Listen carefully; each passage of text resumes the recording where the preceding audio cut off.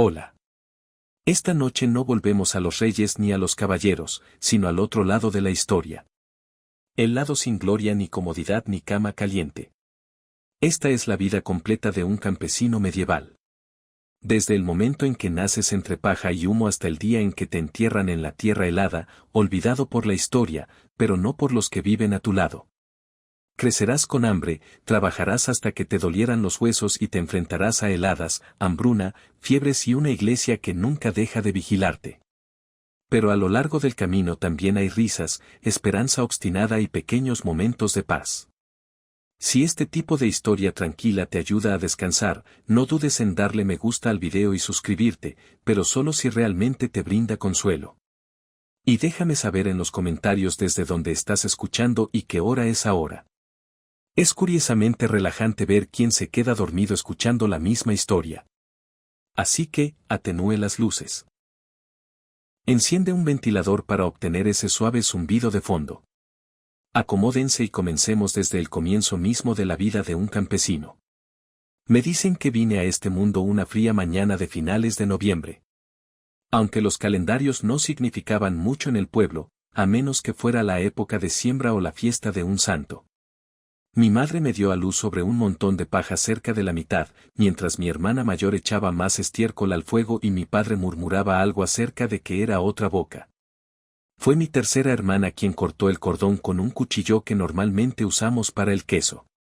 Y luego me envolvieron en trapos que habían pertenecido a un primo que murió joven, como hacían la mayoría de los primos. No fue un acontecimiento dramático, solo otro bebé en una choza que ya resonaba con las toses y los resoplos de demasiados niños en muy poco espacio. No obtienes un nombre de inmediato. Eso era más bien superstición. Una buena parte de nosotros nunca sobrevivió a las primeras semanas, por lo que fue mala suerte encariñarnos demasiado pronto.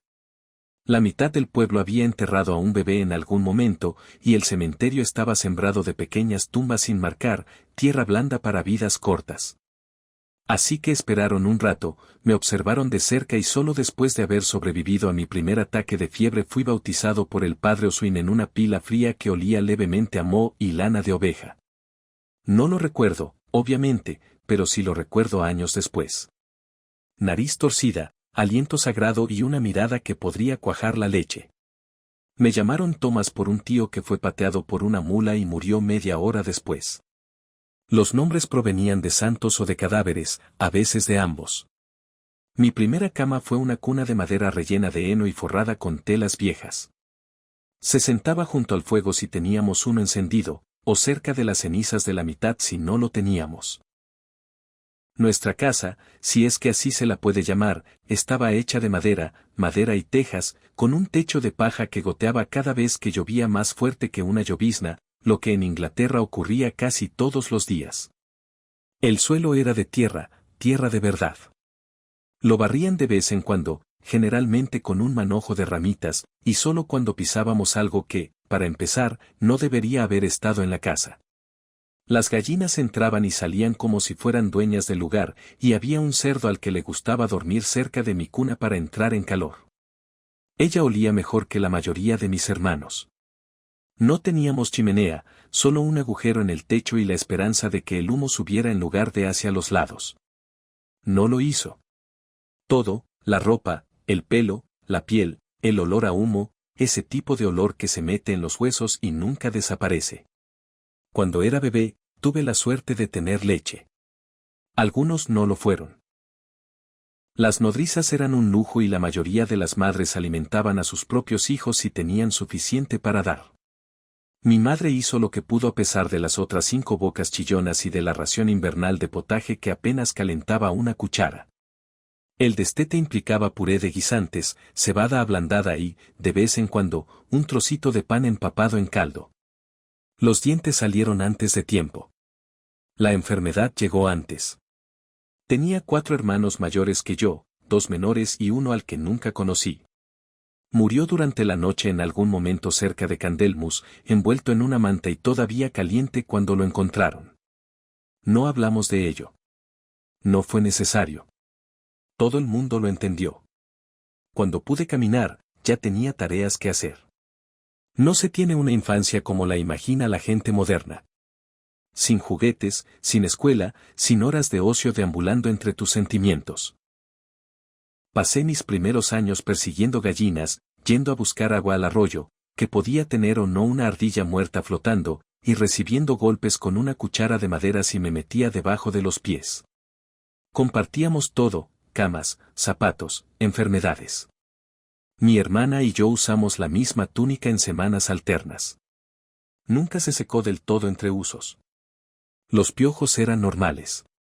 Se esperan pulgas. Gusanos. Solo vale la pena mencionarlos si te hicieron pagar uno.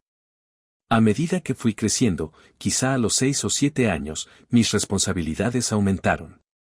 Esa es más o menos la edad en la que ya se te considera medianamente útil. Yo ayudaba a limpiar los establos, a asustar a los cuervos y cargaba cestas de nabos tan pesadas que apenas podía ver por encima de ellas. Bueno. Mis manos se volvieron callosas antes de poder sostener una pluma. No es que lo haya hecho alguna vez. Algunos niños de las ciudades o de las comunidades eran hechos aprendices o enviados a monasterios. Yo no. Mi destino eran los campos. Al igual que mi padre y su padre antes que él, cuando Inglaterra era principalmente bosque y la gente todavía pensaba que los vikingos podrían aparecer un martes. Había un ritmo en la vida campesina. Las estaciones lo dictaban todo. En la primavera sembraste. En el verano cuidaste. En otoño cosechasteis. En el invierno intentaste no morir. Simple. Pero ya cuando eras un niño te diste cuenta de cosas. La forma como el pueblo contenía la respiración durante el parto. La forma en que la gente se santiguaba 2 veces cuando el humo salía demasiado tenue de la chimenea de un vecino. La forma en que los ancianos miraban el horizonte como si esperaran que algo malo caminara sobre él. Y muchas veces pasaba algo. Jugamos, por supuesto, como siempre lo hacen los niños. Juegos con palos y piedras, carreras a pie, simulacros de batallas con espadas de paja.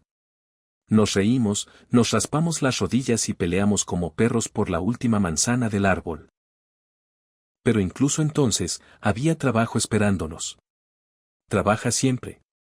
A veces, cuando el padre Oswin no estaba mirando, nos colábamos en la capilla solo para sentir la piedra fría bajo nuestras manos y ver las velas encendidas. Parecía de otro mundo, un lugar donde el barro no se pegaba y los susurros resonaban como oraciones. No entendía el latín, pero entendía el silencio y lo raro que era. Había un niño llamado Will que vivía 2 casas más abajo. Había perdido a 3 hermanos por una fiebre y solía decir que si veías 3 cuervos en el campo antes del desayuno, alguien moriría antes del anochecer. Todos le creímos. La superstición no era un pasatiempo. Fue un mecanismo de supervivencia. Los santos protegían a nuestros animales, las reliquias curaban nuestros furúnculos y los sueños eran advertencias, especialmente los que contenían fuego. Mi educación fue historias orales, oraciones y maldiciones. Aprendí qué cultivos plantar y cuándo. Cómo detectar una serpiente en la hierba alta. Y que pisar el umbral de la iglesia con el pie izquierdo significaba una semana de mala suerte. Estas fueron las lecciones que importaron. El latín podía esperar. Pero incluso en medio del fango y las dificultades, hubo momentos, brillantes, en los que la cebada crecía y el viento olía a sol. Cuando alguien elaboraba cerveza fuerte y la risa se extendía por el pueblo como música. Cuando toda la comunidad se reunía para un banquete, por pequeño que fuera, y alguien sacaba un violín o contaba una historia tan buena que hasta los cerdos dejaban de resoplar para escuchar. Eso fue la infancia. Una mezcla de penurias, hambre, ruido y alegrías fugaces. Nunca estábamos limpios, rara vez estábamos llenos y a menudo teníamos frío. Pero estábamos vivos. Y en aquellos años, eso solo se sentía como una especie de victoria. Si cierro los ojos, todavía puedo oler el humo del hogar, sentir la paja asomando a través de mi ropa de cama y oír la voz de mi madre tarareando la misma melodía que todas las noches. Algo suave y sin palabras, como una canción de cuna hecha de resistencia. Dicen que los primeros años forman al hombre. Si eso es verdad, entonces fui moldeado por el barro, la ceniza y el sonido de mi nombre al ser llamado para realizar las tareas domésticas, y por la tranquila comprensión de que nada en la vida, ni el calor, ni la comida, ni el amor, se consigue sin trabajo. Pero sobrevivió, lo que para un niño campesino medieval es más de lo que muchos podrían decir. Dicen que el primer recuerdo de un niño permanece con él para siempre. La mía es de una astilla. No es muy grande, ojo. Solo un pequeño y desagradable trozo de madera que obtuve al caer en la era mientras perseguía a una gallina. Me lloré, por supuesto. No porque me doliera mucho, sino porque tenía 5 años, estaba cansado y ya estaba cubierto con media mañana de barro. Mi madre lo arrancó con los dientes y me dio un trozo de pan demasiado duro para un perro. Eso era consuelo en nuestra casa. Eliminación de madera seguida de carbohidratos. En la Inglaterra medieval, la infancia era menos una etapa protegida y más un breve y fangoso camino hacia el agotamiento total. No te mimaron. Te enseñaron no a través de libros o lecciones, sino observando, copiando y, ocasionalmente, recibiendo un golpe con un cucharón si hacías algo particularmente tonto. No recuerdo un momento sin trabajo. Cuando ya podía formar frases, ya podía transportar agua. Un pequeño cubo cayendo sobre mis piernas. A los 5 años ya estaba alimentando gallinas. A las 6, ahuyentando a los cuervos de la cebada. A los 7 años me enviaron con los otros niños a aprender el bello arte de no pararse donde los bueyes intentan caminar. Lo llamamos aprendizaje. Hoy en día lo llamaríamos entrenamiento de supervivencia. La mayor parte de nuestro día giraba en torno a las necesidades de la casa y el campo. La mañana empezó temprano antes del amanecer. Si fuera temporada de cosecha, no nos despertarían los gallos, sino las botas de mi padre cerrando la puerta de golpe tras él mientras salía. Nuestro desayuno consistía en potaje frío o pan sobrante si las ratas no lo habían devorado antes. Nadie te preguntó cómo dormiste. A nadie le importó. El día no esperó sueños. No teníamos juguetes, al menos no los que se compran o hacen a propósito. Un buen palo podría convertirse en una espada, una jabalina o un caballo, dependiendo de cómo lo manipules. Las piedras eran piezas de juego, herramientas o misiles. Jugábamos cuando podíamos, pero siempre con un oído atento a un adulto que decía nuestro nombre, o peor aún, que decía nuestro nombre completo. Eso significaba problemas. No había escuelas para nosotros. La educación, si tenías la suerte de encontrarla, venía de un sacerdote que tenía tiempo entre funerales, o de un anciano del pueblo que te decía que hongos no te matarían. Lo máximo que aprendí a escribir fue la primera letra de mi nombre rayada en la tierra con una ramita. Y hasta eso fue visto como algo extravagante. Lo que sí aprendí, y rápidamente, fue todo lo necesario para seguir con vida y, en su mayoría, fuera de problemas. Como caminar detrás de un arado sin tropezar. Como levantar con las rodillas. Como detectar una comadreja en el gallinero. Como permanecer en silencio cuando el padre Oswin comenzó a hablar sobre el pecado y el fuego del infierno. ¿Y cómo fingir que no fuiste tú quien robó la última manzana del carrito? La religión te encontró temprano. No lo entendiste no precisamente. Pero tú entendiste el miedo. Temías al infierno. Temías al. Tenías miedo de Agnés, la mujer que vivía 2 casas más abajo, que te miraba de forma extraña y que probablemente había maldecido a la cabra de tu hermana. Dios, tú también tenías miedo, pero era un poco más difícil de imaginar. El sacerdote lo pintó con fuego y culpa y largos silencios. Asentimos con la cabeza, con los ojos abiertos y los dedos cruzados. Alrededor de los 7 años, las cosas cambiaron. Fue entonces cuando dejaste de ser visto como una pequeña criatura y comenzaste a ser visto como un pequeño adulto. Tus tareas se volvieron más serias. Se esperaba que ayudaras en el campo. Realmente ayuda, no solo trae cosas. Si eras niña, ayudabas a lavar, a hilar, a cocinar sin parar. Si eras un niño, te unías a tu padre o a tus hermanos con los animales y las herramientas. Si tuviste mala suerte, hiciste ambas cosas. Mi padre decía que a los 8 años las manos de un niño deberían tener ampollas. Los míos lo eran. Para entonces, ya había dejado caer un balde en mi dedo del pie, había perdido 2 uñas con una piedra de molino y una vez una vaca a la que no le importó mi cara me había pateado y me había tirado en un charco. Bienvenidos a la infancia. Siempre estábamos afuera, bajo la lluvia, bajo la escarcha, bajo el intenso calor del verano. No hacía demasiado frío ni demasiado calor cuando había que cuidar la cebada o cuando las ovejas se habían extraviado en el pasto de otra persona. Conocía cada bache y cada piedra del camino hacia el pozo, cada astilla en la puerta del establo, cada agujero de gusano en el bosque cerca del fuego. Vivíamos cerca de la tierra, no por elección, sino porque era literalmente nuestro suelo, nuestras paredes, nuestra comida y la mitad de nuestras enfermedades. La enfermedad venía a menudo. Erupciones, fiebre, forúnculos, lo que sea. En realidad, la mayoría no tenían nombre. Simplemente tenía sudores, temblores o esa tos, y o mejorabas o no. En el pueblo había una partera que también sabía hierbas. Ella ayudó cuando pudo. Pero si la enfermedad era grave, su mejor esperanza era la oración o la suerte o ambas. La muerte no era abstracta. Vi a un amigo mío, Saman, pasar de reírse por un escarabajo a temblar en una manta y luego a ser enterrado detrás de la capilla, todo en 3 días. Nadie explicó por qué. Simplemente dijeron, Dios se lo llevó y seguimos adelante. Porque tenías que hacerlo. Aún así, hubo diversión en lugares extraños. Jugamos en el arroyo. Nos lanzábamos nieve y paja unos a otros. Corrimos descalzos por los campos, aullando cuando pisábamos espinas o asustábamos a una rana. Robamos nabos y luego huimos del curtidor, que decía que eran suyos. Nos acurrucábamos alrededor del fuego por la noche y escuchábamos historias de los ancianos. Cuentos de bestias, santos y guerras que no entendíamos pero que de todos modos nos encantaba escuchar. Había un ritmo en todo. Te levantaste, trabajaste, comiste, rascaste, dormiste y soñaste. A veces no es nada más que un mejor par de zapatos o un día en el que la túnica no te picaba. Y ya entonces sabías cuál sería tu futuro.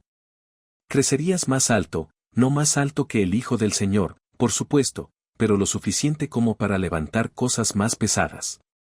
Probablemente te casarías con una chica del mismo pueblo y con la misma suciedad bajo las uñas. Tendrías hijos que harían lo mismo que tú y morirías a una milla de donde naciste. No es que nadie lo dijera directamente, pero se notaba en la forma en que la gente te miraba, en la forma en que medían tu altura por el marco de la puerta y asentían como diciendo, unos años más y será útil. La infancia fue menos una cuestión de asombro y más de espera. Esperando tener la edad suficiente para importar. Pero los días festivos, aquellos eran especiales. Los días de los santos o las bodas traían consigo comida, música e incluso un poco de baile. Una vez comí un pastel de avena con miel y todavía lo recuerdo. Y un año asaron un cerdo entero. Fue como un milagro. Carne que no estaba seca ni hervida o que era cuestionable. Corrimos salvajemente esa noche, con el estómago lleno y el corazón ligero. Y por un breve instante sentimos que el pueblo nos pertenecía a nosotros, los niños, como si solo por una noche, el futuro fuera algo que esperar con ilusión. Pero el amanecer siempre llegaba, y con él los quehaceres, el peso de la madera en la espalda, el olor agrio del corral de las ovejas, el golpeteo de la madera contra la pared del pozo. De vuelta al ciclo, de vuelta al crecimiento. Cuando tenía 10 años, podía conducir un carro, destripar un pescado, hilar una cuerda y arreglar una cerca rota. Sabía cuándo llegaría la lluvia por el olor del viento y podía adivinar el estado de ánimo de mi padre por la forma en que cerraba la puerta. A todos los efectos, yo ya era casi un adulto. A los 12 años ya no eres un niño. A los ojos del pueblo, de la iglesia y de tus propios huesos doloridos, eres un hombre trabajador, uno pequeño, sí, pero del que se espera que aportes lo que necesitas. Y así la infancia termina, no con una celebración, ni con un discurso, sino con un nuevo trabajo, una lista más larga de cosas por hacer y la tranquila comprensión de que, de ahora en adelante, La única diferencia entre tú y tu padre es lo mucho que te duele la espalda. Pero sobreviví esos años. No me congelé, no pasé hambre, no me caí al pozo ni fui aplastado por los bueyes. Llegué al punto en que la gente dejó de llamarme chico y empezó a pedirme que cargara cosas más pesadas. Y si eso no es éxito en la Inglaterra medieval, no sé qué es. A los 13 años dejé de hacer preguntas y empecé a tener ampollas. Ese es aproximadamente el momento en el que un niño de nuestro pueblo deja de ser un niño. No hay ninguna ceremonia para ello. No hay un momento a la luz de las velas en el que alguien te entregue una espada o te pronuncie un discurso. Un día estás ayudando en el campo, al siguiente estás en el campo todo el día, todos los días, desde el amanecer hasta la siembra, con el estómago rugiendo, la espalda encorvada, los ojos picando por el viento y el humo del incendio de la noche anterior todavía adherido a tu túnica. Mi voz empezó a quebrarse como las vigas de nuestra cabaña después de una tormenta, y los hombres mayores lo notaron. Comenzaron a hablarme menos como a un niño y más como a un colega muy decepcionante. Te perdiste una fila, Thomas. Esa línea de arado está torcida, Thomas. Deja de caminar como si tus piernas estuvieran hechas de papilla, Thomas. Cosas alentadoras. Aún así, había orgullo en ello. Yo tenía una herramienta propia, una guadaña más desafilada de lo debido, pero mía. En mi caso, confiaban en alimentar a los animales, remover la tierra e incluso ir a buscar los suministros del almacén de Maná, siempre que el mayordomo no estuviera de mal humor. Ahora me ganaba el pan, literalmente, y lo comía con la dignidad de quien había sangrado por él. El trabajo llegaba por temporadas, igual que el clima y las fiebres. La primavera era arar y coser, las botas cubiertas de tierra húmeda, las manos rugiendo por agarrar los mangos. El verano significaba largos días bajo un cielo inmenso y caluroso, con el cuello ampollado, los ojos entrecerrados por el resplandor y espantando moscas con cada respiración. La temporada de cosecha era una locura en sí misma. Sin dormir, sin descansar, solo cosechando hasta que tus brazos parecían los de otra persona. ¿Y el invierno? El invierno era cuando te preguntabas si tus dedos del pie todavía contaban como parte de ti. Nuestra comida no ha mejorado ahora que soy mayor. En todo caso, noté con qué frecuencia nos quedamos sin nada. La cena podría consistir en un cucharón de guiso de cebada, masticable y con restos de huesos. La cena, si la hubo, estaba fría. Pan endurecido por la mitad. Una vez me rompí un diente. Al intentar morderlo. Nos reímos. Entonces lloramos un poco porque nos dimos cuenta que era el último pan. El agua que mi hermano menor traía ahora venía del arroyo o del pozo comunitario, dependiendo de cuál estuviera menos maldito esa semana. Siempre tenía un sabor a musgo y preocupación. Lo bebíamos de todos modos cuando no había cerveza. A medida que crecí, más me di cuenta de las cosas que los hombres adultos no hablaban, pero entendían. Cómo miraban al cielo y fruncían el ceño. Como escuchaban a las gallinas cacarear como si significara algo, y así era. Un cambio de clima, un espíritu cercano o simplemente mala suerte que llega desde el pueblo vecino. La mala suerte llegó a menudo. A veces venía en forma de fiebre. A veces, en forma de una voltereta que se rompe en el peor momento posible. Una vez fue un techo que se derrumbó durante la noche. 2 de nuestros vecinos se fueron por la mañana. Ayudé a sacar los cuerpos de los escombros. No parecían pacíficos. Parecían sorprendidos. Incluso en un mundo donde la muerte era algo común, no esperaban eso. Fue en esa época cuando comencé a prestar atención a las chicas. Observé cómo llevaban agua con una mano y se recogían el cabello con la otra. Cómo se reían incluso cuando tenían los zapatos empapados y los dedos agrietados de fregar la ropa de cama. Cómo se movían sus miradas cuando pasaba el mayordomo. Había una niña llamada Ellsworth. Vivía cerca del molino. Siempre olía ligeramente a flor. Una vez me dio una rodaja extra de manzana cuando pensó que estaba pálida. No sé si le gustaba o simplemente me tenía manía. De cualquier manera, recordé esa manzana durante semanas, pero el cortejo no fue luz de velas y poesía. Fueron miradas de reojo mientras palaban estiércol. Tal vez una canción compartida durante la cosecha.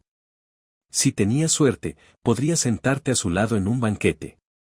Y si las cosas iban bien, le pedirías permiso a su padre o al alcalde del pueblo para casarte. El amor era opcional. La tierra era esencial.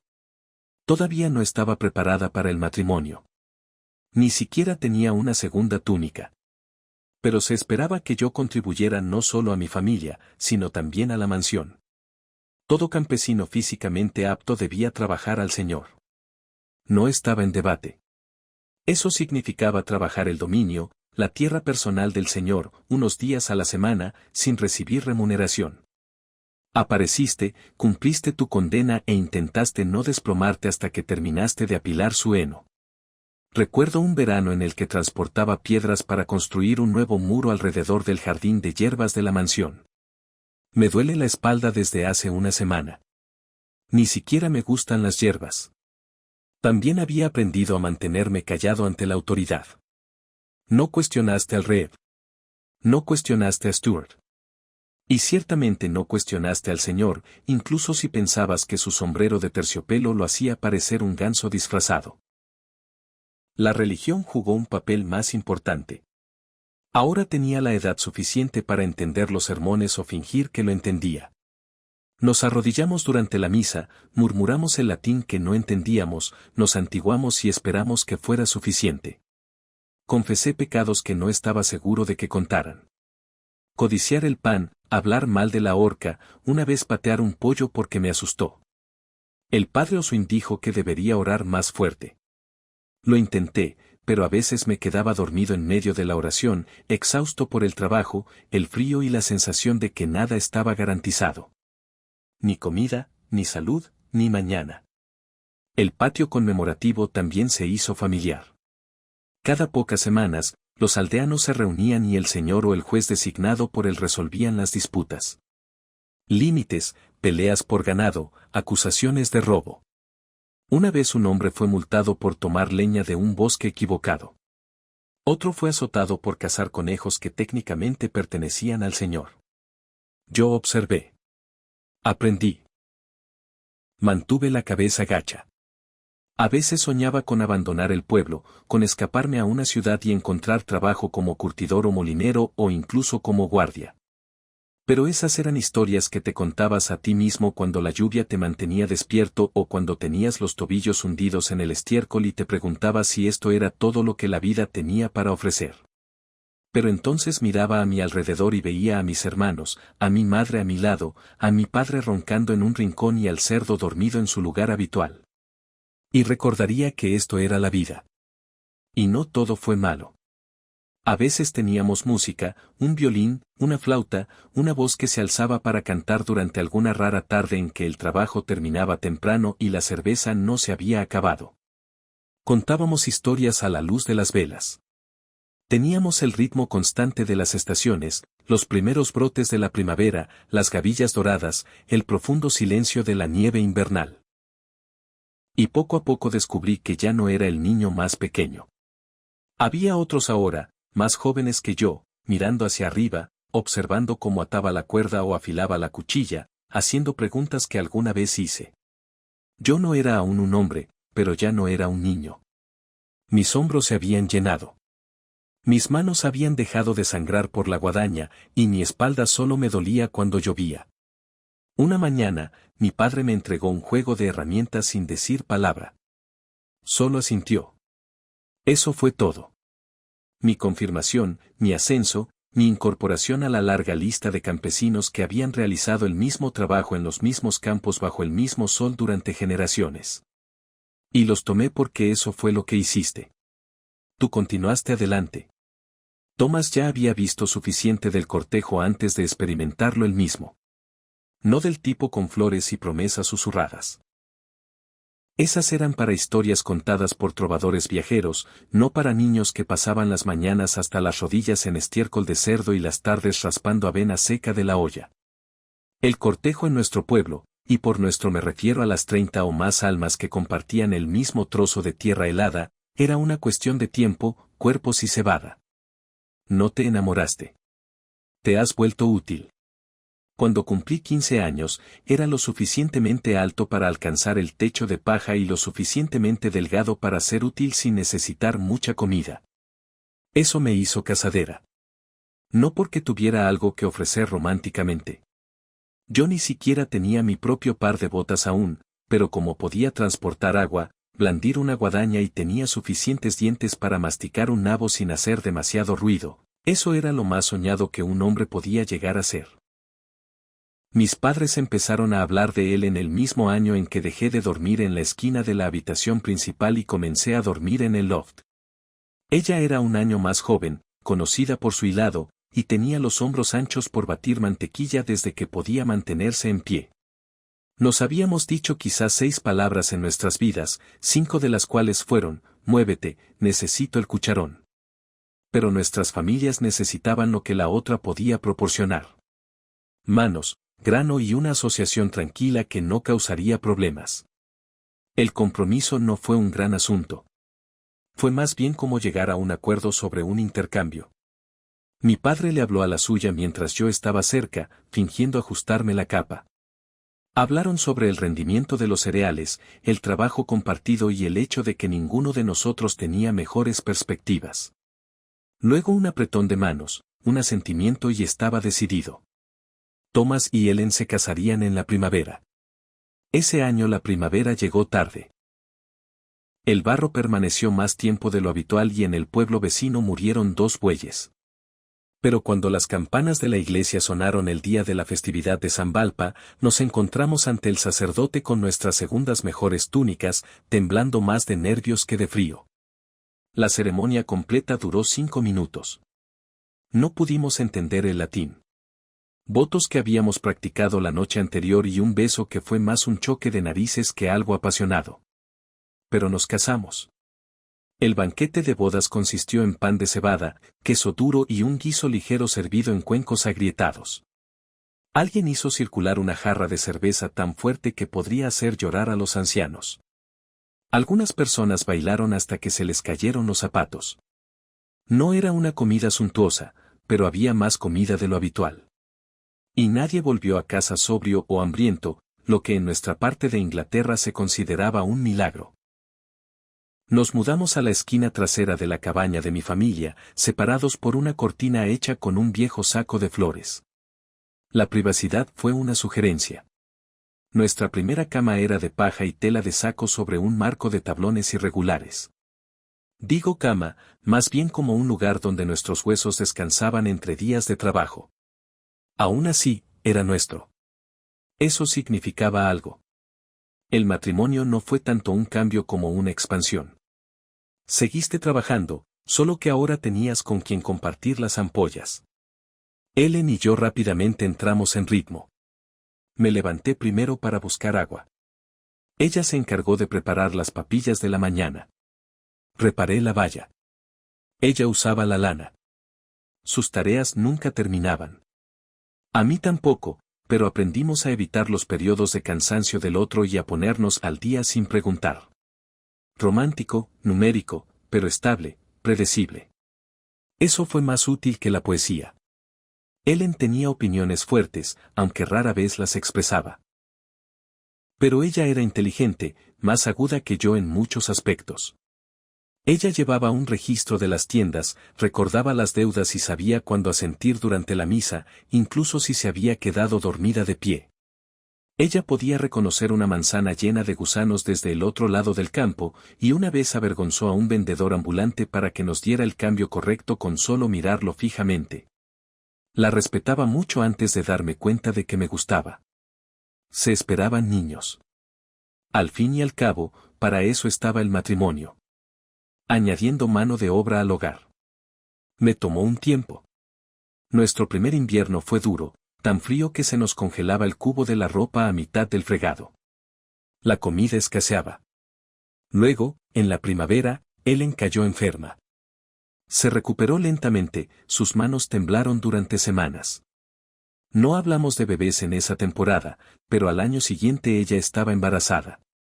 El embarazo no vino con cojines ni antojos. Vino con náuseas, trabajo y oraciones. Trabajó hasta la semana del parto.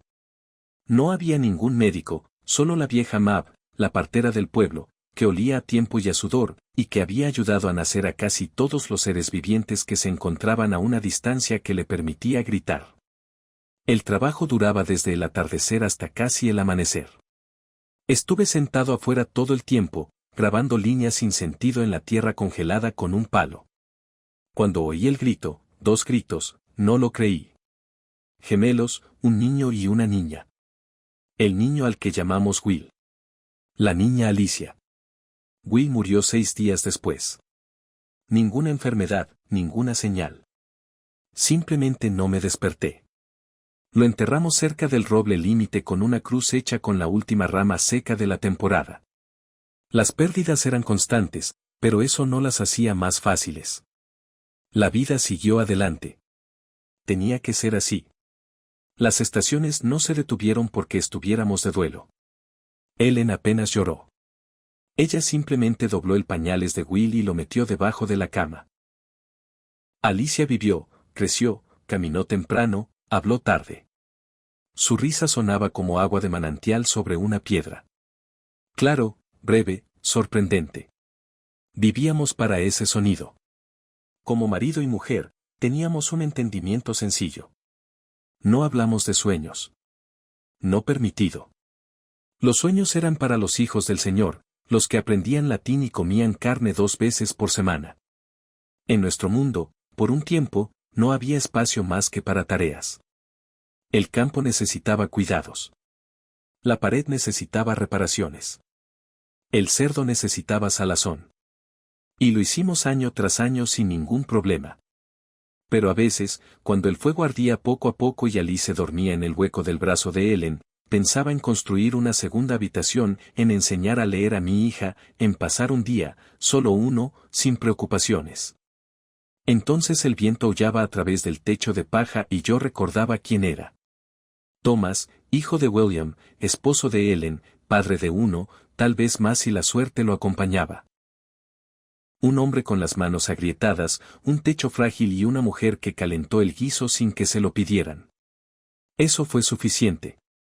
Los años que siguieron a nuestro matrimonio no estuvieron marcados por grandes cambios, sino por pequeños cambios que se repitieron, una nueva herramienta, un segundo cerdo, un trozo de tierra que el administrador nos prestó. Cada mejora tuvo un costo. Más trabajo, más obligación, más ojos sobre nosotros.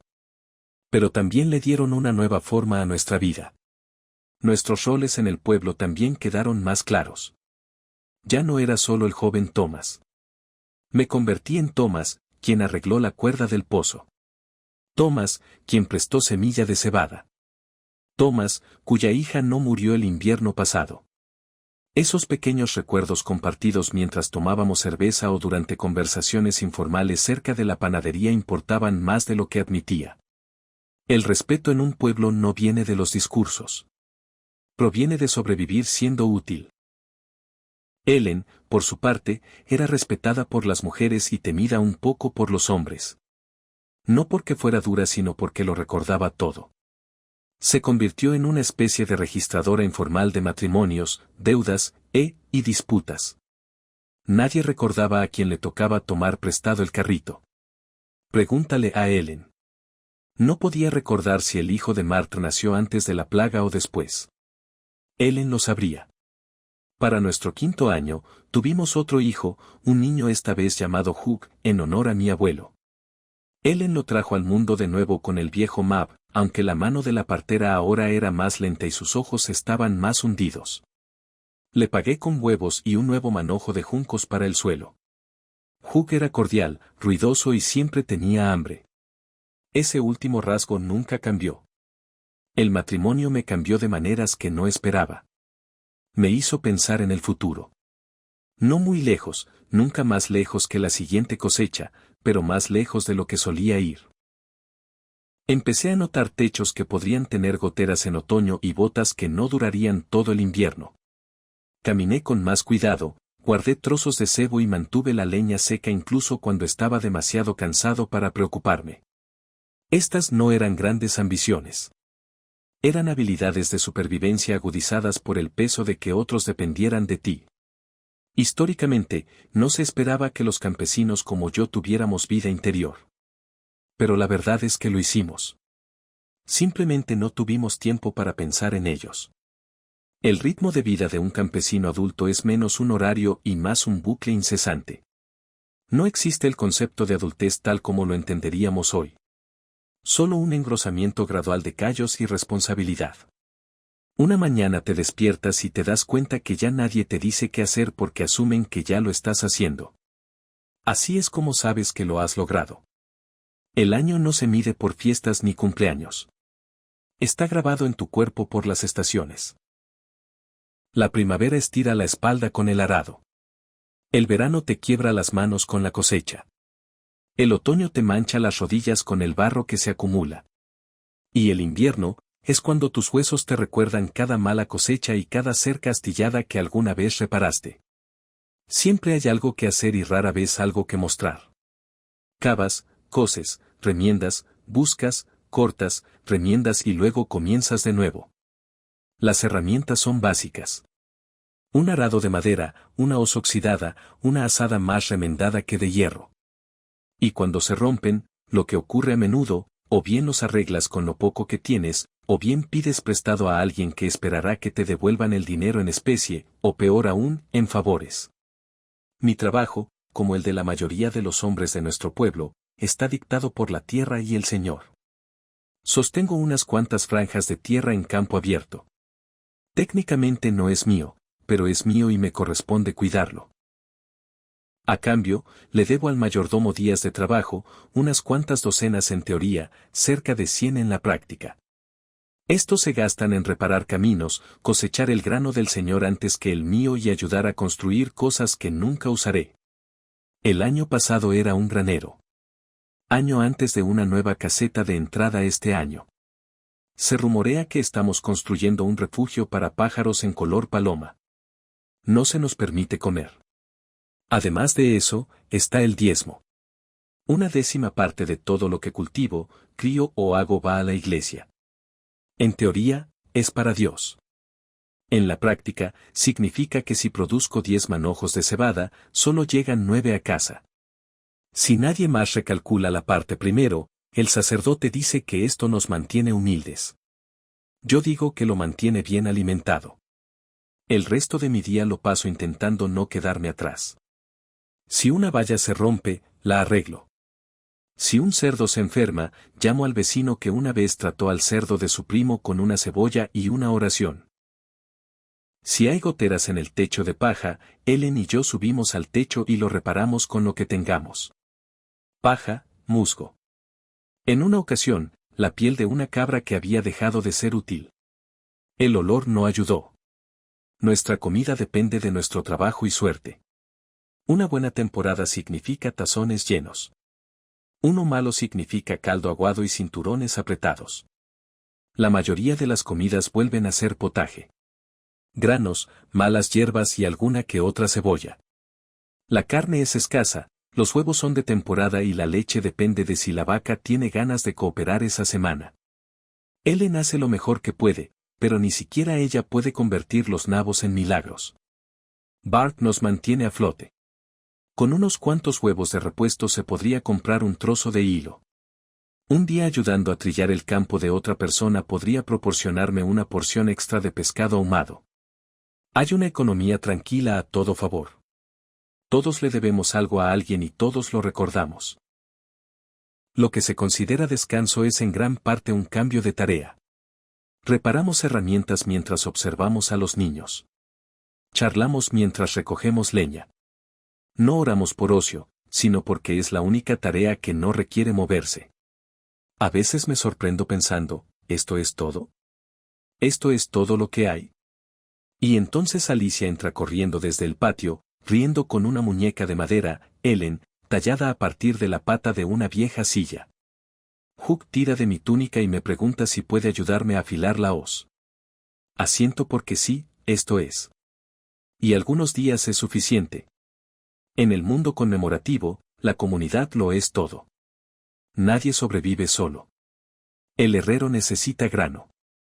El tejedor necesita carne. El sacerdote necesita vino, que no admite, pero bebe mucho, y todos nos necesitamos unos a otros cuando llega la cosecha. Si una familia se enferma, otras intervienen, no por caridad, sino porque la próxima vez podría ser usted el causante. Y por supuesto, hay días de descanso. Misa dominical, días de santos, alguna fiesta ocasional en la que el pan es un poco menos duro y la cerveza fluye gratis. Nos sentamos en troncos, compartimos historias y fingimos que no nos duele la espalda. Esos son los días en que nos reímos. No porque la vida sea fácil, sino porque la risa no cuesta nada y a veces eso es todo lo que tenemos. Los historiadores de hoy podrían escribir sobre la agricultura de subsistencia y las obligaciones feudales. Lo que no captan es lo parecido que es a sacar agua de un barco con fugas con las manos desnudas. Día tras día, temporada tras temporada, todavía te levantas a la mañana siguiente, tomas tu herramienta al hombro, saludas a tu vecino y lo haces todo de nuevo. Porque la tierra no espera, y la vida tampoco. Lo más difícil no es el trabajo. Es la misma cosa. Cada amanecer trae las mismas tareas en un orden ligeramente diferente. El arado todavía está atascado en el mismo trozo de arcilla. El techo del granero todavía se hunde. Los piuis todavía tiran con el entusiasmo de los muebles medio muertos. Y a pesar de todo, el mismo dolor se instala en tus articulaciones. Ni agudo, ni gritos, simplemente presente. Como un compañero aburrido al que no invitaste, pero que nunca se va. Hay un extraño tipo de orgullo en saber cuál es tu lugar en este orden. Sé cuándo llegará la escarcha, como huele el viento al amanecer. Sé a qué profundidad plantar la cebada simplemente pasando mis dedos por la tierra. No es educación como la que tienen los monjes, sino un conocimiento que se siente duro en los huesos. Nuestros campos siguen el sistema de campo abierto como cualquier pueblo desde aquí hasta York. No hay vallas, solo franjas largas y estrechas compartidas entre docenas de familias. Cada familia recibe unas cuantas franjas repartidas en los 3 grandes campos. Para que nadie acapare la mejor tierra. Justo en teoría, pero intenta arrastrar un arado de una franja a la siguiente cuando están a media milla de distancia. No es eficiente, se ejerce por diseño divino. Una vez al año, el alcalde, es decir, el hombre del Señor, recorre el campo con sus varas de conteo y hace una lista de quién debe qué. Si tu rendimiento es bueno, debes grano. Si es malo, todavía debes grano. Las matemáticas son más espirituales que lógicas. Y si discutes, más te vale que disfrutes cavando zanjas. Se te asignarán muchas cosas. Los impuestos y los diezmos no son lo único que tira de tu saco de grano. Cuando llega el otoño, los comerciantes ambulantes aparecen con telas, sal y promesas. Comercian caro y compran barato. Ya he vendido 5 pollos por un carrete de hilo antes. Un mal negocio, pero los niños necesitaban ropa y los pollos son reemplazables. Niños menos. Así que el pueblo no tiene posada, ni plaza de mercado, ni ningún lugar para descansar excepto las escaleras de la iglesia o el propio camino de tierra. Pero aún así es un pueblo. Tenemos ancianos que recuerdan el incendio del 89 cuando se quemó la mitad de las casas. Tenemos a unos recién casados intentando hacerse un hueco entre las ortigas.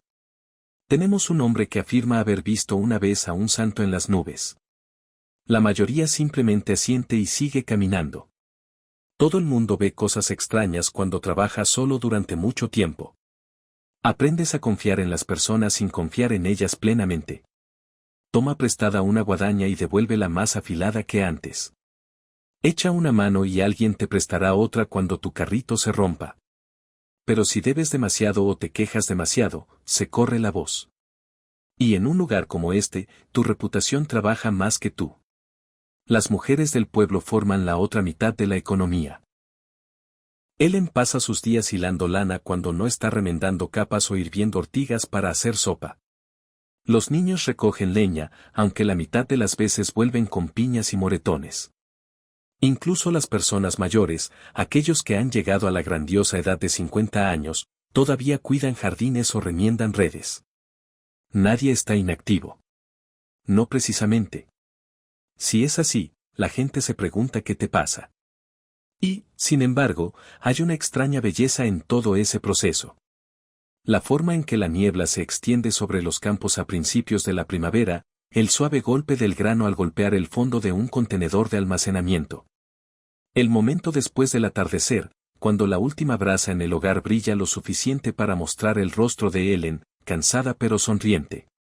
Eso no es nada. Cuando llegan los días de fiesta, el mundo se ablanda brevemente. El pan se hornea en hornos comunitarios. AE se transmite de mano en mano. Hasta el Señor sonríe, sobre todo porque bebe mejor vino que nosotros. Los niños juegan con aros. Se cantan canciones antiguas. Y por un momento, la diferencia entre nosotros y la mansión se siente un poco menos amplia. No dura, pero nos aferramos a ello. Así que sí, el trabajo nunca termina. El dolor nunca desaparece y la cebada nunca crece tan espesa como esperabas. Pero de alguna manera, a través de un hilo tenaz de esperanza, te levantas cada mañana, te pones las botas, o lo que queda de ellas, y caminas nuevamente hacia el campo. Porque esta es tu vida, y vale la pena vivirla, aunque sea porque es tuya. Aquí no se hace planes para tener hijos. Llegan como la escarcha. A veces temprano, a veces tarde y siempre sin mucho aviso. En un momento estás solo tú y Ellen a la mitad. A continuación aparece un bulto chillón envuelto en lino viejo y toda la habitación parece más pequeña, más ruidosa, más cálida y mucho más aterradora. Ellen da a luz en la misma cama de paja donde dormimos, remendamos la ropa y a veces discutimos sobre si tenemos suficiente grano para toda la semana. No hay médico, solo una partera con edad suficiente para recordar haber ayudado a nacer a medio pueblo y 2 vecinas sirviendo agua y susurrando oraciones que no suenan del todo cristianas. Espero afuera fingiendo que arreglo un pestillo roto porque no hay nada más que pueda hacer. Los hombres deben mantenerse al margen hasta que sea necesario cavar la tumba. La mayoría de los partos transcurren bastante bien, aunque pocos resultan limpios. Siempre hay sangre, a veces más de la que parece soportable. Los bebés llegan como quieren, con los pies primero, de lado, gritando o en silencio, y no hay ninguna certeza. El primer hijo de Ellen fue un mortinato. Lo enterramos bajo el espino. Sin nombre, solo un puñado de tierra y una cruz de madera que yo mismo tallé. Cuando uno sobrevive, se siente como un pequeño milagro.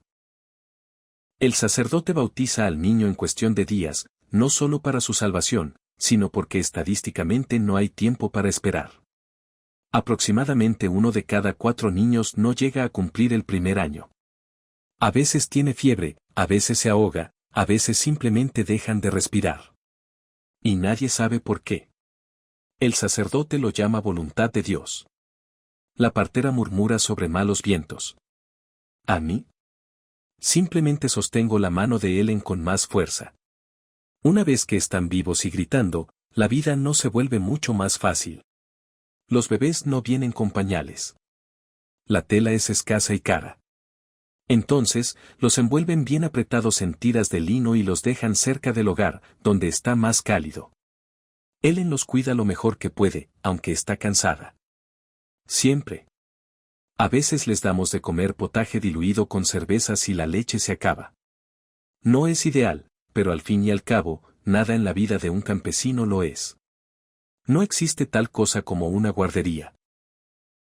El bebé duerme en nuestra cama entre nosotros, envuelto en la misma manta que huele a hollín y a oveja. Si tuviéramos una cuna, la quemaron hace 2 inviernos cuando nos quedamos sin leña. Tallé uno nuevo en pino, pero parece que estuviera contando secretos. Cada vez que se balancea, rezo para que no se astille bajo el peso de la esperanza. Los nombres se eligen rápidamente, no por sentimentalismo sino por practicidad. Le pones al niño un nombre común, algo que se pueda gritar a través del campo. William, Alice, Hugh, Joan. Algo fácil de tallar en una tabla. No querrás apegarte a un nombre que podría desaparecer antes de la primavera. Algunos padres esperan semanas para ver si el niño sobrevive. Otros reutilizan los nombres como un abrigo que se transmite de generación en generación entre hermanos. Los niños no tienen infancia aquí. Cuando pueden caminar, los ponen a trabajar, juntan leña, cuidan gallinas y hacen recados. A los 7 años, se espera que cuiden gansos o desmalecen el jardín. A los 10 años ya pueden arar. Ellen les enseña a hilar y coser. Les muestro cómo hacer nudos, afilar cuchillas y leer el cielo. No los castigamos con dureza, no porque seamos amables, sino porque la vida lo hace con nosotros. Un invierno descalzo no es suficiente. Una comida en mal estado significa hambre. Una caída al estanque significa días de fiebre. El mundo disciplina a los niños con mayor eficacia que nosotros. Solo tratamos de mantenerlos vivos el tiempo suficiente para que aprendan. Las historias ayudan. No del tipo noble con dragones y valientes caballeros. Los nuestros son mayores, más extraños. Cuentos de bosques que susurran, santos que caminan por la nieve, bestias que castigan a los codiciosos. No les decimos que se entretengan. Se lo contamos a los niños para que recuerden a qué deben temer. La religión, por supuesto, está presente en todo esto. Les enseñamos a persignarse, a temer el pecado, a ayunar los viernes, a arrodillarse incluso cuando tienen las rodillas en carne viva. No porque entendamos plenamente las Escrituras, sino porque la Iglesia siempre está observando. Y una palabra equivocada delante del sacerdote puede significar penitencia o peor aún, chisme. Y el chisme se propaga más rápido que el fuego. Encendemos velas para Santa Margarita, si el bebé tiene tos, mantenemos hierba seca cerca del altar para los dolores de cabeza. Ruda para alejar el mal. Manzanilla para calmar a un niño con cólicos. Aunque la manzanilla es escasa y suele estar reservada para quienes pueden permitirse ese lujo, cosa que nosotros no podemos hacer. Aún así, Ellen insiste, y yo no discuto, a veces la fe es todo lo que tenemos. En cierto modo, criar hijos es el único legado que tenemos. No poseemos tierras. No escribimos libros. Cuando morimos, les toca recordar nuestros nombres. Así pues, transmitimos lo poco que sabemos. Cómo cavar un surco recto, cómo curar una quemadura, cómo detectar el buen tipo de moho que crece en el pan. Estas lecciones, por pequeñas que sean, podrían perdurar hasta nuestros días. Aún así, cada tos en la noche se siente como una amenaza. Cada fiebre es un desafío. No hay ninguna medicina de la que hablar, solo hierbas hervidas y oraciones susurradas. Si el niño sobrevive, dale gracias. Si no, cavas otra tumba y lo intentas de nuevo. No hay privacidad real no en una choza donde todos comparten el mismo aire y respiran el mismo humo. Cuando un niño se despierta tosiendo, todos lo hacen. Cuando un niño llora de hambre, el sonido permanece en tus oídos durante horas. Él canta canciones de cuna en voz baja. Su madre le enseñó los viejos, la mayoría de ellos sobre santos, espíritus y pan robado.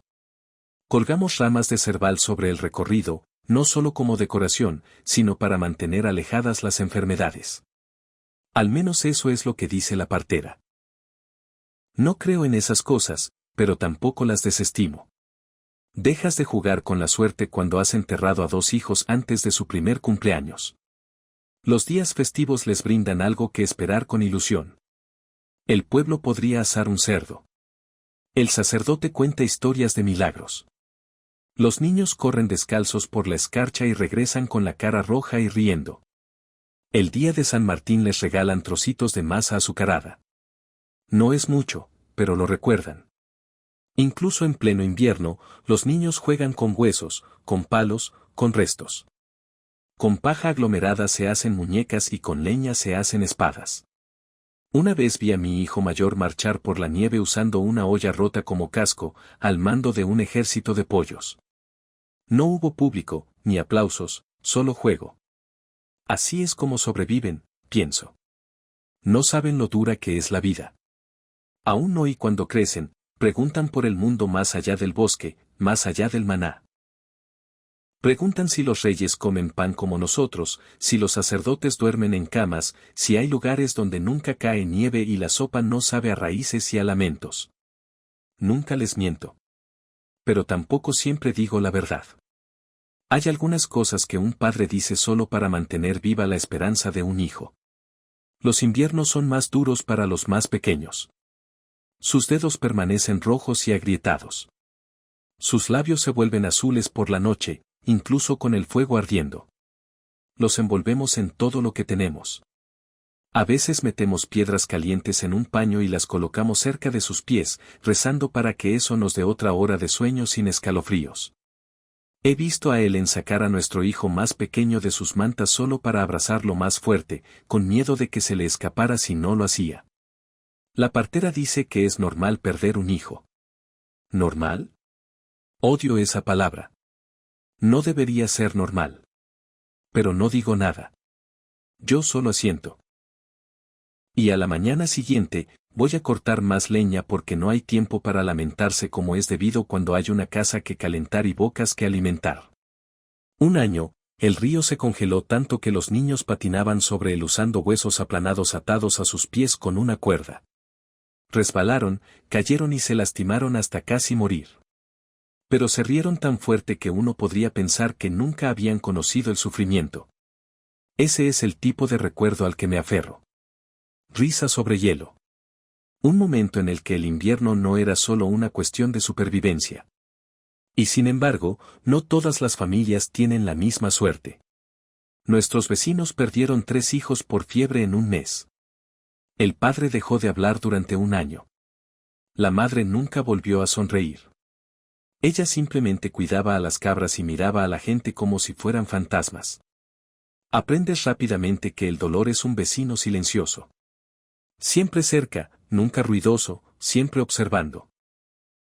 Aún así, hay orgullo en criar hijos que sobreviven, y más aún en verlos ayudar. Nuestro hijo mayor, que ahora tiene 11 años, puede reparar una cerca. Él revisa las trampas. Él cuenta los pollos mejor que yo. A veces lo miro desde la puerta, moviéndose con un propósito, con la mandíbula apretada como la mía. Y por un momento creo que tal vez, solo tal vez, él tendrá una vida mejor que la mía. Pero no lo digo en voz alta. Ese tipo de esperanza parece frágil como el hielo fino. Es mejor mantenerlo cerca, donde las heladas no puedan alcanzarlo. El dolor comienza en las rodillas. Ahí es donde siempre empieza. Te dices a ti mismo que es la humedad. Entonces te duelen los hombros. Tu espalda se escarcha. Y tus manos se curvan sobre sí mismas como raíces viejas. No tienes ni 40 años, pero tu cuerpo cree que has vivido el doble. Mi nombre es Thomas y he trabajado en el campo desde que era lo suficientemente alto como para sostener un rastrillo. Ahora, cuando agarro una herramienta, mis nudillos crujen como leña. El dolor no es agudo. Simplemente está ahí, como el frío o el humo o el peso de la paja en nuestro tejado. Uno se acostumbra de alguna manera. La enfermedad es parte de la vida. No del tipo que te derriba de vez en cuando. El tipo que se instala y se queda. Un invierno, él tosió tan fuerte que pensé que derribaría las vigas. Hervimos cebolla en cerveza y se la hicimos beber a cucharadas. Una mujer local dijo que se frotaba grasa de ganso en el pecho y colgaba ajo del techo. Hicimos ambas cosas. Ella vivió, así que tal vez funcionó. O tal vez simplemente se negó a morir mientras el guiso aún necesitaba condimento. No hay ningún médico en el pueblo. Lo más parecido es el viejo Ren, que es un curandero o un brujo, dependiendo de a quien le preguntes y de si la fiebre ha bajado. Ella conoce cada hierba del bosque. ¿Qué hace que tus intestinos se muevan? ¿Qué hace que una herida se cierre más rápido? ¿Qué podría matar lentamente a un hombre si ha sido cruel con su esposa? Ella dice que hay pocos remedios para la fiebre y el dolor de cabeza, milenrama para el sangrado y ortiga para la fuerza. Confío más en ella que en el sacerdote cuando se trata de enfermedad. La mayoría de los remedios implican hervir algo que huele peor que la enfermedad misma. Luego lo bebes, sudas a través de tu camisa y rezas. Si eso falla, te sangran.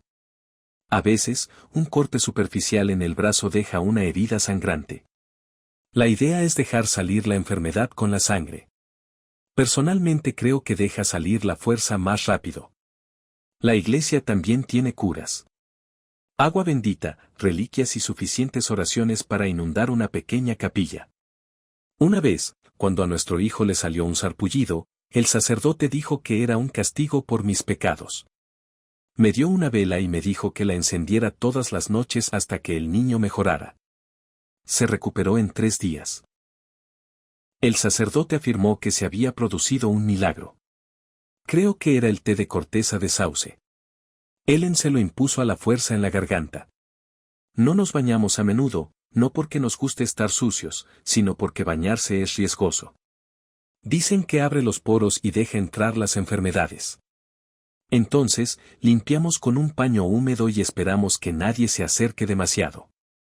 Los piojos están en todas partes. Pulgas también. Ellen peina el cabello de nuestra hija con una cuchilla de madera caliente, tratando de matar lo que vive debajo de los rizos. Funciona en su mayor parte. Las heridas se supuran fácilmente. Una vez pisé un clavo mientras arreglaba el techo del cobertizo. El pie se hinchó como la vejiga de un cerdo. El viejo Ren lo untó con miel y lo envolvió en hojas de acedera. Dijo que la miel saca los malos humores. Quizás sí. La hinchazón finalmente disminuyó. Cojeé durante meses, pero conservé el pie, lo que me hizo sentir como una victoria. Cuando llega algo peor, una enfermedad real, de esas que se propagan como el fuego y huelen a muerte, entramos en pánico, cerramos las puertas y quemamos hierbas en el hogar. Algunos dicen que la plaga se propaga mediante el aliento de los pecadores. Otros dicen que viene del este, del vientre de las ratas. No discutimos. Solo tratamos de permanecer vivos. Durante un brote, perdimos 8 personas en el pueblo. Fueron enterrados antes de que la tierra se hubiera descongelado. Los humores, esa es la teoría de todos modos. Sangre, flema, bilis amarilla y bilis negra. Equilíbralos y te mantendrás saludable. Moléstalos y estarás condenado. Nunca lo entendí.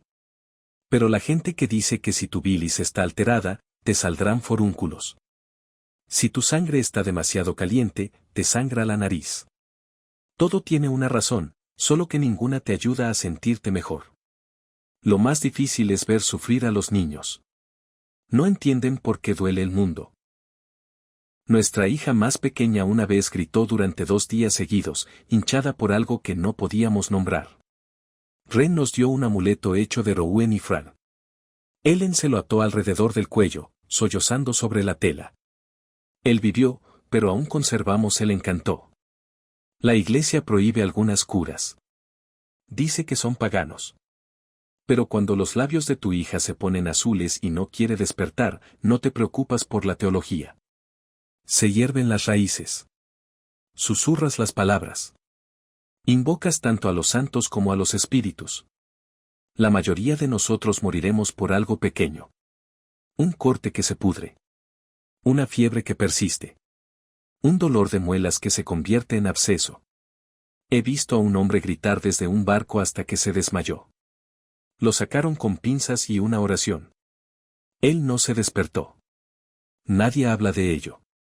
A veces me pregunto cómo será la vida en otros lugares. ¿Los nobles se enferman como nosotros? ¿Tienen hierba? Diferente. El arado todavía está atascado en el mismo trozo de arcilla. El techo del granero todavía se hunde. Los piuis todavía tiran con el entusiasmo de los muebles medio muertos. Y a pesar de todo, el mismo dolor se instala en tus articulaciones. Ni agudo, ni gritos, simplemente presente. Como un compañero aburrido al que no invitaste, pero que nunca se va. Hay un extraño tipo de orgullo en saber cuál es tu lugar en este orden. Sé cuándo llegará la escarcha, como huele el viento al amanecer. Sé a qué profundidad plantar la cebada simplemente pasando mis dedos por la tierra. No es educación como la que tienen los monjes, sino un conocimiento que se siente duro en los huesos. Nuestros campos siguen el sistema de campo abierto como cualquier pueblo desde aquí hasta York. No hay vallas, solo franjas largas y estrechas compartidas entre docenas de familias. Cada familia recibe unas cuantas franjas repartidas en los 3 grandes campos. Para que nadie acapare la mejor tierra. Justo en teoría, pero intenta arrastrar un arado de una franja a la siguiente cuando están a media milla de distancia. No es eficiente, se ejerce por diseño divino. Una vez al año, el alcalde, es decir, el hombre del Señor, dos debajo de su piel. Aún así terminó de hilar el hilo, horneó el pan y alimentó a las gallinas. Ella se desplomó solo después de realizar la última tarea. Ren lo llamó una dura enfermedad invernal. Yo lo llamo agotamiento revestido de enfermedad. Algunos aldeanos creen en amuletos, nudos de hilo colgados sobre las puertas, plumas atadas con tallos de ortiga o trozos de madera tallados y remojados en agua salada. ¿Son tontos? Tal vez. Pero he visto gente curada después de que los amuletos subieron. Y he visto a gente morir después de que el sacerdote dijo que estarían bien. Entonces, ¿quién puede decirlo? Incluso los sueños cambian cuando estás enfermo. Una vez soñé que caminaba descalza por un bosque cálido y sin dolor en las caderas. Solo caminando. Eso es todo. Ese fue el sueño. Me desperté y lloré porque no era real. Ellen no preguntó por qué, simplemente tomó mi mano. En los días festivos damos gracias por lo que no nos ha matado. A veces incluso nos reímos de ello. El viejo Harold, que perdió un dedo por la podredumbre y ahora hace gestos groseros con su muñón. O la joven May, que jura que beber vinagre tibio cura los dolores de cabeza. No funciona, pero la cara que pone vale la pena el espectáculo. La muerte nunca llega con trompeta. Es una tos lenta, una sombra detrás de los ojos, un dedo que no deja de hincharse. Aprendes las señales. Lo sientes antes de que llame. Y aún así esperas estar equivocado. Porque aún después de todo, después del dolor, de la debilidad, del miedo, nadie quiere dejar esta vida tan dura, tan bella, tan miserable. La enfermedad no solo afecta al cuerpo. Cambia el ritmo de la casa. Los incendios se avivan cada vez más. Las comidas quedan a medio cocinar. Las tareas domésticas recaen en los niños. Una vez Ellen manejó la casa sola durante 3 semanas mientras yo luchaba contra una infección pulmonar que traqueteaba como piedras en un frasco. Cuando finalmente pude sentarme de nuevo, la casa parecía la misma. Pero Ellen no lo hizo. Sus ojos eran mayores y su espalda más encorvada. Cuando la muerte llega, todo es silencioso. Ninguna fanfarria, ningún grito repentino, solo una quietud en el pecho, un enfriamiento de las manos. Lavamos el cuerpo, decimos una oración y los enterramos antes de que lleguen las moscas. No hay embalsamamiento, ni un largo periodo de tiempo, solo una corta caminata hasta el borde del bosque, una pala y suficientes lágrimas para empapar el primer puñado de tierra. Después viene el sacerdote con las bendiciones. Él dice que el sufrimiento es una prueba. Asiento, pero no estoy seguro de qué se supone que debemos demostrar. Quizás podamos seguir adelante. Que podamos despertar al día siguiente, volver a encender el fuego, hervir las hierbas y fingir que en la casa no falta algo precioso e irreemplazable. Quizás eso sea todo. Algunas mañanas, antes de que mi espalda se enderece y mis manos recuerden cómo agarrar algo, oigo la campana, baja y triste, llevada por el viento como un viejo secreto. Esa es la campana de la iglesia. Nos dice cuándo levantarnos, cuándo descansar, cuándo arrepentirnos y cuándo enterrar a otro prójimo. Mi nombre sigue siendo Thomas. He sido hijo, hermano, esposo, padre y, después de suficientes inviernos, he estado de luto más veces de las que me gustaría contar.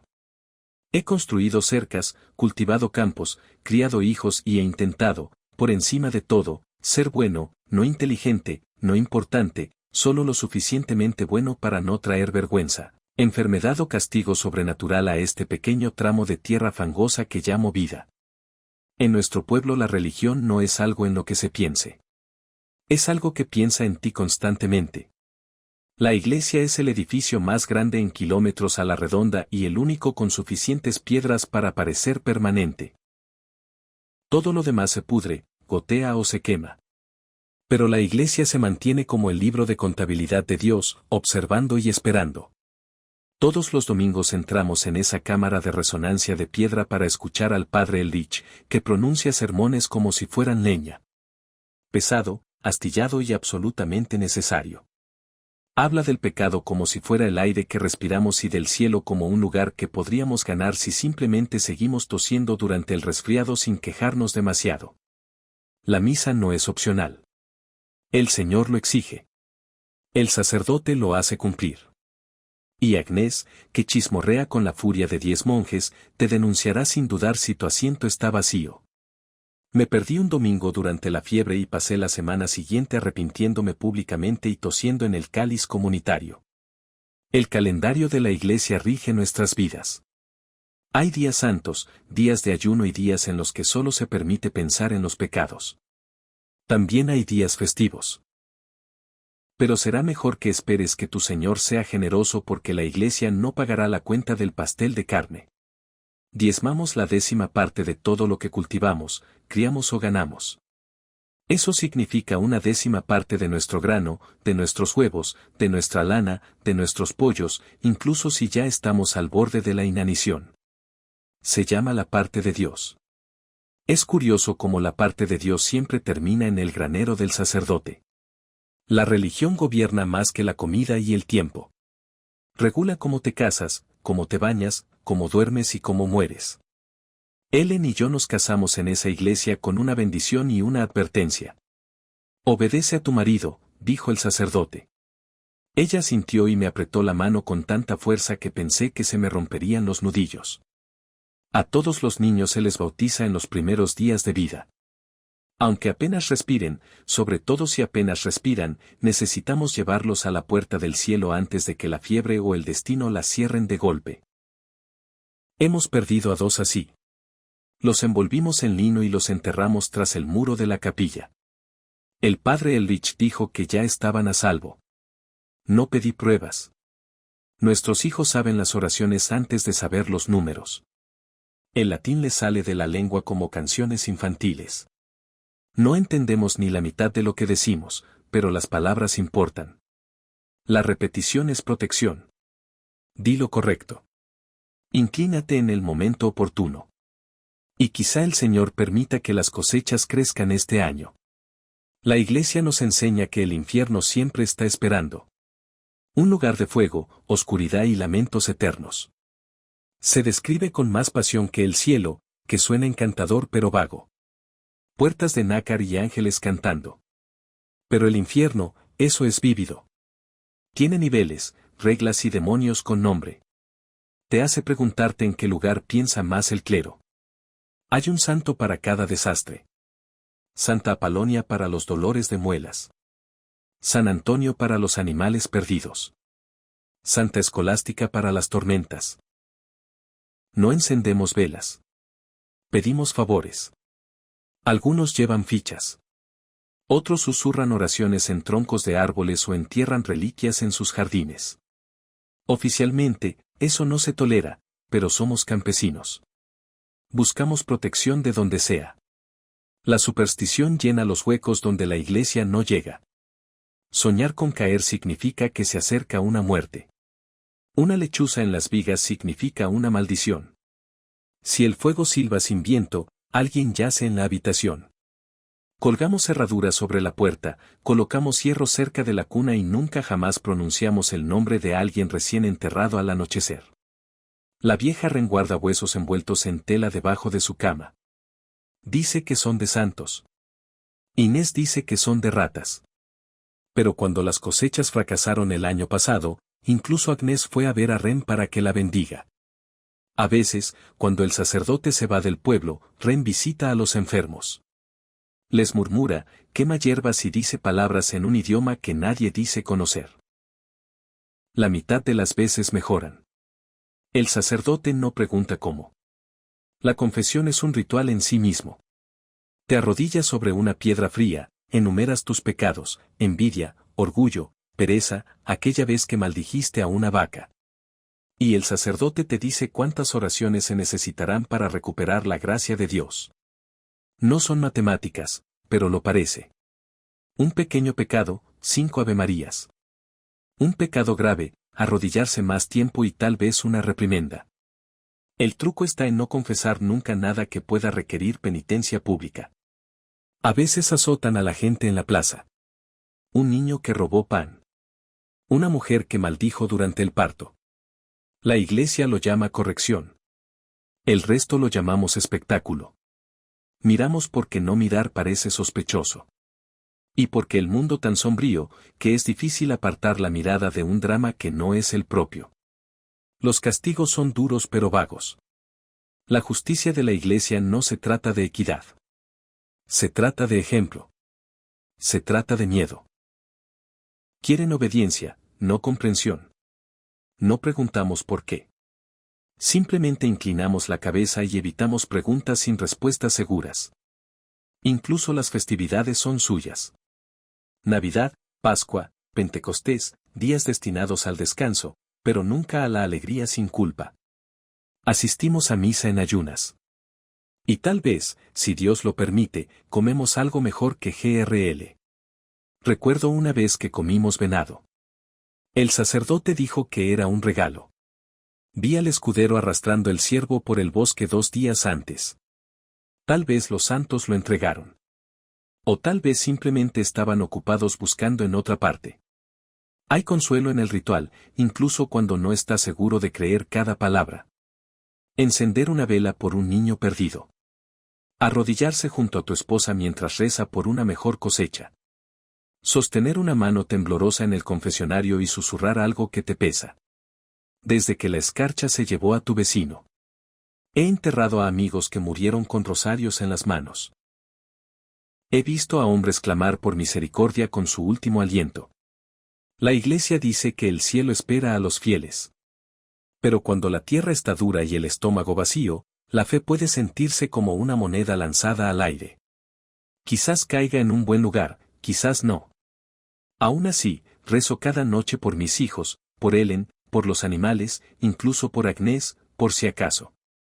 Y trato de ser bueno porque en un mundo donde no tienes mucho, sin título, sin dinero, sin voz, tu bondad es lo único que puedes elegir. A veces es suficiente. A veces tiene que serlo. Cada familia tiene una historia de un milagro, o al menos algo parecido. Mi abuela juraba que una virgen se apareció en la escarcha de nuestra ventana un invierno. Mi tío decía que un santo le salvó la pierna de la cárcel después de soñar con fuego. ¿Serán ciertos? ¿Quién sabe? Pero cuando cae la nieve y el techo cruje bajo el peso y el fuego se ha apagado, lo dices. Esas historias otra vez, no porque sean ciertas, sino porque son amables. Y en esta vida, eso es algo raro. Así que mañana me levantaré de nuevo con la campana, inclinaré la cabeza en misa y agradeceré a los santos haber llegado hasta aquí. No porque sea fácil, sino porque es lo que hacemos. Aguantamos, creemos y seguimos adelante. Una oración, una superstición, una mañana fría a la vez. Es extraño sentirse viejo en un cuerpo que apenas ha visto 4 décadas, pero así es. Tengo 40 años, más o menos. Nadie los cuenta realmente, y crujo como la puerta del granero en noviembre. Sigo llamándome Thomas, y he trabajado estos campos desde que pude mantenerme en pie. Tengo más cicatrices que recuerdos. Y la mayoría de las mañanas me siento como un árbol al que le cayó un rayo pero no se cayó del todo. Nos llaman viejos cuando se nos encorva la espalda y se nos empiezan a caer los dientes. No porque hayamos ganado un gran título o pensión, sino porque es raro siquiera alcanzarlos. A esta edad. La mayoría no. A la mayoría los entierran antes de siquiera murmurar sobre dolores en las articulaciones o cómo las cosas solían ser mejores cuando el pan no sabía a tierra vieja. Así que aquí estoy, todavía respirando, todavía agachándome, todavía a un dedo del pie golpeado de convertirme en una historia con moraleja para los muchachos más jóvenes. Mis manos, antes lo suficientemente fuertes como para levantar fardos de trigo y luchar con cerdos testarudos, ahora tiemblan al agarrar el arado. Mis rodillas, que han pasado años arrodilladas en tierra, rezando y con dolor, se quejan con cada flexión. He empezado a caminar con un bastón. No porque quiera. Preferiría cojear como un tonto, sino porque es eso o cruel. Uno pensaría que ya me he ganado un descanso, pero todavía hay leña que cortar, grano que moler y animales que alimentar. Ellen dice que debería tomarme las cosas con calma, pero el fuego no se enciende solo, y nadie más va a mantener el techo remendado. Así que me muevo más despacio, el dolor es más fuerte y sigo tan alerta como cuando podía correr por el pueblo sin tener que arrastrar nada. La verdad es que uno envejece rápido cuando pasa la vida entre el barro, el viento y la preocupación. El sol te marca la cara. El frío te ahueca los huesos. Y el hambre, aunque no te mate, deja huella. No es solo el cuerpo, es la pérdida.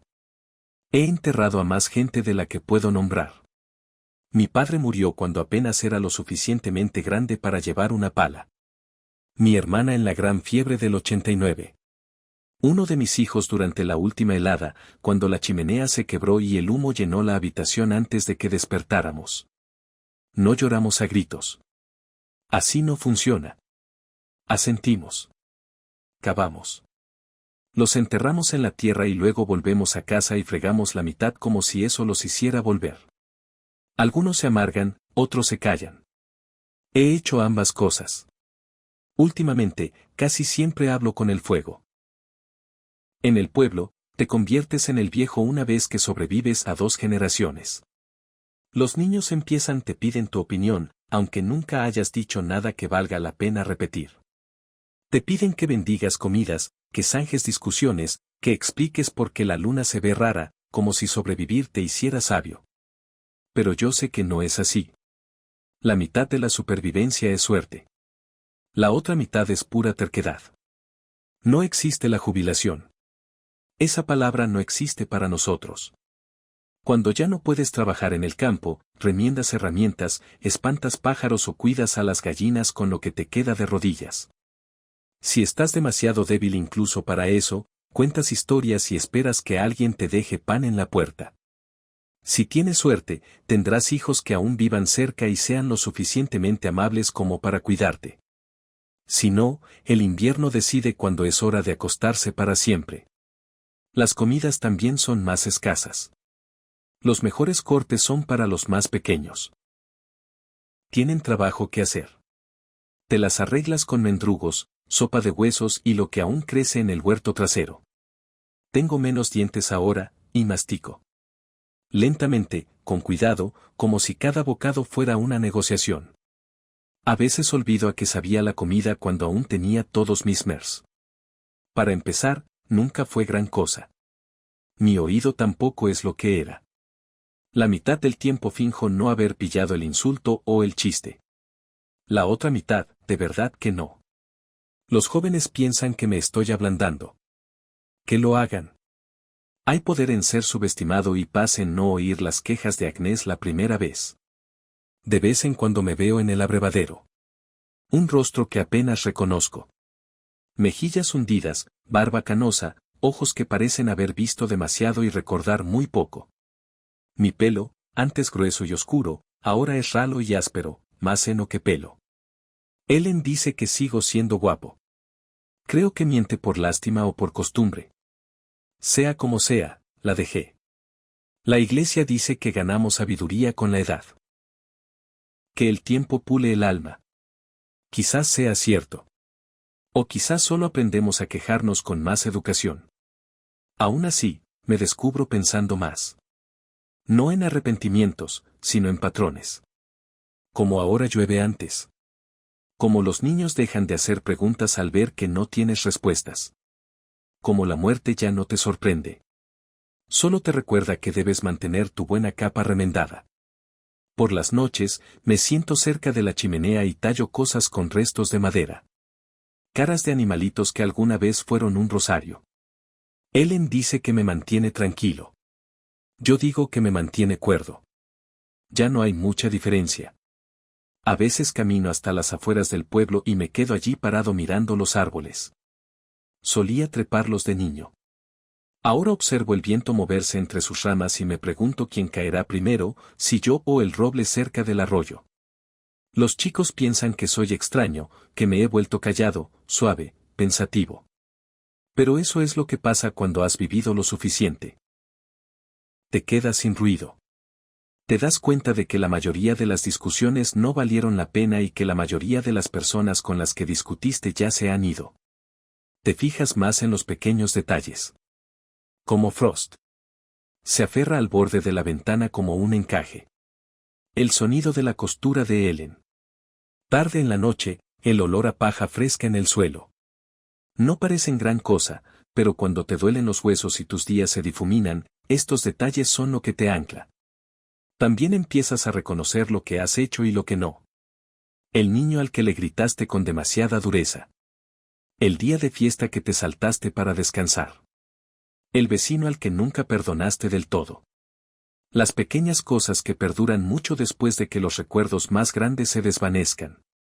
Los chicos del pueblo dicen que tengo suerte de haber llegado hasta aquí. Pero no ven el precio que se cobra. Como cada tos se siente como una advertencia. Como cada invierno podría ser el último. Me ven sonreír y piensan que he hecho las paces con las cosas. Pero la mayoría de los días solo estoy cansado. Sigo trabajando a mi manera. Afilo herramientas. Enseño a los más jóvenes cómo no cortarse los pulgares con una hoz. Me siento con los moribundos cuando nadie más puede soportarlo. Eso último. Eso es importante. Hay algo especial en estar cerca de alguien cuando muere. No es ruidoso ni dramático. Es silencioso como una vela que se apaga cuando nadie mira. Y rezo más, no por mí, sino por mis hijos, por Ellen, por la fuerza para seguir adelante cada día, incluso cuando preferiría no hacerlo. La fe cambia con la edad. Deja de ser una recompensa y se vuelve más un ritmo, como la respiración, todas las estaciones. Así que sigo adelante despacio, en silencio, cojeando al caminar y con 1000 recuerdos en los huesos. No sé cuánto tiempo me queda, pero sé cómo usarlo. Alimentaré el fuego. Enseñaré a los jóvenes. Besaré la mejilla de Ellen mientras aún esté a mi alcance. Porque incluso en un mundo construido para olvidar a hombres como yo, recuerdo y aguanto hasta que no pueda más. E incluso entonces, saldrá el sol. Y alguien más, tal vez uno de los míos, llevará el estandarte. Así que el campo y recordará mi nombre, aunque solo sea de paso. No hay gran final, ni desfile. Nadie lee tu nombre de un pergamino o lo graba en algo elegante. Cuando un campesino muere, el mundo sigue girando. El pan sigue horneándose. Los animales siguen necesitando alimento. Pero para el puñado de personas que conocieron tu risa, tu cojera o la forma en que siempre maldecías al gallo, importa, al menos por un tiempo. Supongo que siempre supe cómo terminaría. Nada dramático, nada limpio, solo lento. Un fuego que se hace más pequeño cada invierno hasta que un día se apaga para siempre. No hay médicos, ni hospitales cálidos, ni milagros de último minuto. Solo un colchón de paja, un cubo cerca, y la gente intenta no parecer demasiado preocupada ni demasiado aliviada. Las señales llegan lentamente al principio. Te despiertas más tarde, comes menos. La fuerza en tus manos desaparece como la escarcha matutina. Ellen me observa atentamente ahora, no con miedo, sino con esa atención serena que siempre ha tenido. Sabe que estoy fallando. Yo también. He empezado a poner las cosas en orden. No porque crea que la muerte se pueda programar como un consejo de aldea, sino porque prefiero no dejar un desastre. He demostrado nuestra mi hijo mayor, donde están enterradas las herramientas, las que mantenía afiladas. Le he contado que pared gotea cuando llueve. Y donde guardé el romero seco que a Ellen le gusta usar para la sopa, aunque dudo que todavía huela a algo. Hay un peso en estos días, una lentitud. El mundo se siente más oscuro en los bordes, como un crepúsculo que nunca se levanta. Pero no tengo miedo. De verdad, he vivido hambrunas, heladas y funerales. La muerte ya no es una extraña. Es más como un vecino que llama de vez en cuando solo para ver si estás en casa. El cura ha venido 2 veces esta semana. No lo dice directamente, pero ahora lleva su pequeño libro de derechos, bajo el brazo como un secreto esperando a ser abierto. La última vez que me preguntó si tenía algún pecado que confesar, le dije que tenía una lista, pero el incidente del gallo probablemente fue el peor de ellos. No se rió, pero él en sí. Los campesinos no tenemos grandes funerales. Ni coros, ni ángeles tallados. Si eres. Por suerte, te dan una caja. Más a menudo, solo es una manta de lana, una breve oración y una tumba poco profunda cerca del muro de la capilla. Lo importante es la bendición. Sin ella, bueno, te arriesgas al purgatorio, o peor aún, he visto a demasiados enterrados sin derechos. La fiebre se lleva a alguien demasiado rápido. El sacerdote está en otra parroquia, y los entierran con solo manos apresuradas y esperanzas susurradas. Espero que no sea yo. He intentado vivir limpio. He pagado mis diezmos, honrado a los santos, incluso ayunado en los días en que había comida de la que ayunar. Recuerdo la última helada que se llevó a un hombre antes de tiempo, el viejo Gerard. Resbaló en el sendero junto al pozo, se rompió la pierna y nunca más se puso de pie. Lo envolvimos en su capa, la buena con los parches, y lo pusimos bajo el árbol de Navidad. Su viuda, Margerie, le puso su bastón a su lado, diciendo que podría necesitarlo en el otro mundo. Los entierros son tranquilos aquí. La campana suena una vez, quizás dos. Los vecinos se reúnen si pueden, pero el trabajo rara vez se detiene. Las vacas no se ordeñan solas. El pueblo no se detiene porque un alma haya dejado de respirar. Y, sin embargo, hay una especie de gracia en la sencillez. Sin procesión, sin gran panegírico. Solo manos familiares, tierra familiar y una cruz hecha con dos ramas torcidas. Recordamos a nuestros muertos no con piedras, sino con historias. Como él reía. Como siempre arreglaba el tejado de la iglesia antes de que nadie se lo pidiera. Como una vez se comió una cebolla entera por una apuesta. Así es como seguimos viviendo. No en mármol, sino en el recuerdo. Le he pedido a Ellen que cante para mí cuando llegue el momento. Solo un himno tranquilo, nada sofisticado. Tiene una voz suave como una nana envuelta en lana. Prefiero salir a escuchar eso que el latín jadeante del cura. Los niños también han empezado a tratarme de forma diferente. Mi nieta pequeña, Alice, me preguntó si me convertiría en un fantasma. Le dije que solo si seguía robando nabos del sótano. Se rió entre dientes. Pero vi la preocupación en sus ojos. Todos saben que hay una tradición en nuestro pueblo que se transmite de madre a hija. Cuando llega la muerte, se abren las ventanas. Incluso en invierno, se dice que hay que dejar salir el alma para que se la lleve al cielo. No sé si lo creo, pero dejé instrucciones de todos modos, por si acaso. Y luego está el asunto del legado. Una palabra extraña para un hombre que no posee nada. Ni título, ni riqueza, ni tierras. Pero tal vez el legado no sea oro. Tal vez sea la cerca que ayudé a reparar. La oración que susurré junto a la cama de un enfermo. La forma en que mi hijo mayor ahora se arrodilla antes de la cena sin que se lo digan. La Iglesia enseña que si vivimos correctamente, seremos recompensados después de la muerte. Un lugar sin hambre ni dolor ni dedos de los pies congelados. Espero que sea cierto. Pero también he aprendido a no contar pollos, especialmente después del invierno pasado cuando entró el zorro. Aún así, me pregunto qué dirán cuando me haya ido. Que trabajé duro. Que amaba a Ellen. Que siempre recordé remendar la paja antes de que lloviera. Quizás sea suficiente. Ellen dice que me enterrará cerca del saúco si el suelo no está congelado. Me gusta ese lugar. Es tranquilo. En primavera, las raíces huelen a dulzura y a madera vieja. Y si coloca la talla que hice, la del gallo pequeño, supongo que me iré con una pequeña sonrisa de satisfacción. Así que cuando llegue el fin, y creo que ya está cerca, lo afrontaré como he afrontado cada tormenta, cada hambruna, cada cosecha fallida, con silenciosa resignación, una maldición murmurada y un poco de esperanza.